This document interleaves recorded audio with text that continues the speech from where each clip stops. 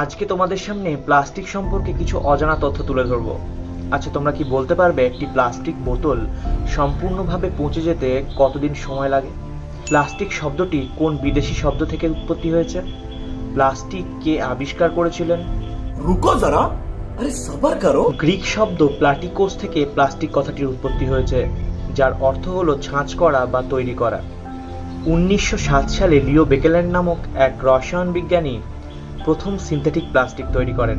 তোমরা কি জানো প্রতি বছর প্রায় 400 মিলিয়ন টনেরও বেশি প্লাস্টিক উৎপাদিত হয়, যার মধ্যে প্লাস্টিক উৎপাদনের ক্ষেত্রে আমেরিকা হলো পৃথিবীর বৃহত্তম দেশ। প্রতি বছর প্রায় 4 মিলিয়ন টনের বেশি প্লাস্টিক সমুদ্রে প্রবেশ করে, যার ফলে প্রায় 1 মিলিয়নেরও বেশি সামুদ্রিক প্রাণী মারা যায় প্রতি বছর। হচ্ছে কিন্তু এটা একটা প্লাস্টিকের বোতল মাটিতে সম্পূর্ণরূপে পচে যেতে প্রায় 450 বছর লাগে।